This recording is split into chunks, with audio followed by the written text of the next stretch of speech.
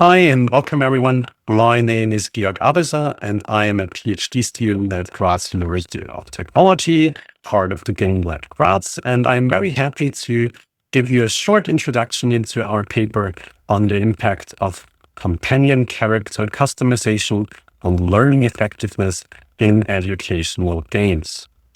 Now, in many digital games nowadays, players can customize their avatars. This can mean that players can change visual features such as clothing, colors, hairstyles, or accessories. And prior research suggests that this kind of customization can strengthen identification, agency, engagement, and motivation. Now, this raises an interesting question for educational games. This customization can make players more invested in a game. Can it also support learning? Now, most existing research focuses on player-controlled avatars. However, many games also include some sort of companion character. A companion character is a non-player character that accompanies, guides, and supports the player. In an educational game, such a companion could, for instance, function as a learning assistant.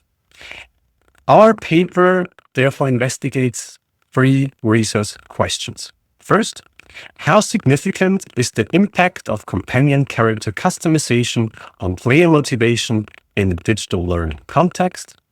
Second, how significant is the impact of companion character customization on the player's perceived workload?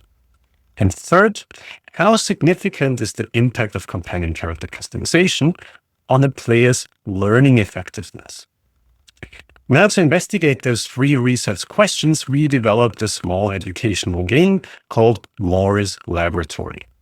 The game features a stylized virtual companion named Mori, a sort of robot, and Mori supports the learners through guidance, explanations, and encouragement through the learning experience. The learning experience itself covers three different middle school science topics: binary numbers, frequency curves, and moon phases. Now, there were actually two different versions of our game. In one version, Mori could be customized, and students could unlock cosmetic customization options during gameplay whenever they completed an experiment successfully. And those cosmetic customizations options were different colors, patterns, and particle effects. And in the other version, Mori was not customizable. Now, to investigate our research questions, we conducted a between-subject study in a secondary school in Austria. The students were either assigned to the customizable or non-customizable version of our game. Students first completed a pre-questionnaire, then played the game for roughly 40 minutes, and afterwards completed a post-questionnaire. Now, both questionnaires included 9 different science questions, 3 per topic, and those questions were developed together with teachers from the school. The post-questionnaire, in addition, also included measures for motivation and perceived workload. Now, what were the results? Well, a customization group reported a significantly higher perceived challenge than the non-customizable group. Importantly, however, this higher challenge did not come with higher anxiety, and it also did not lead to an increase in perceived workload.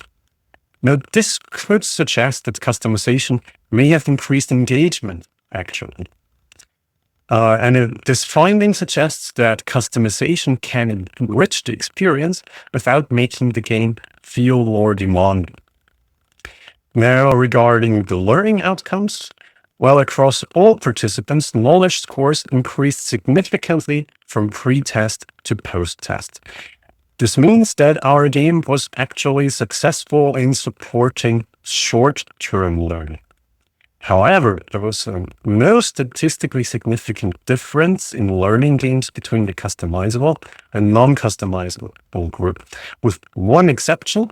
Very interestingly, a question regarding moon phases, and this was basically a question where we expected all students to already know the answer from the beginning. It was a very easy question.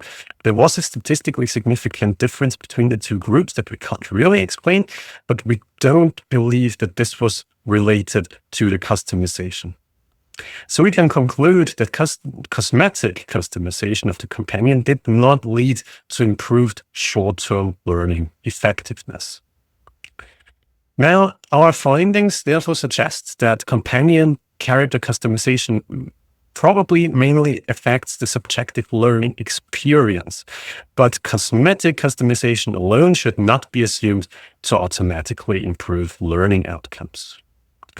What does this mean? Well, for educational game design, customization and companion character customization in particular could be useful for increasing engagement. However, it may need to be connected more directly to learning processes to affect learning outcomes. Well, our study comes with several limitations and potentials for future work. First, we only had 14 minutes of gameplay between the two questionnaires, meaning this was really focused on short-term learning effects. Future work should therefore investigate if there is an effect on long-term learning effects. Also, our knowledge questions only captured factual and conceptual knowledge. We did not, for instance, assess the impact on problem-solving abilities. Furthermore, we conducted our study in the middle school with middle school students. Now, other demographics might respond differently. And finally, our customization was purely cosmetic, but there could be other opportunities for customization, like changing the behavior of the character or including adaptive feedback strategies. And this is also an opportunity for future work. Now, thank you for listening to me, and I hope I can see you during my presentation. Thank you very much.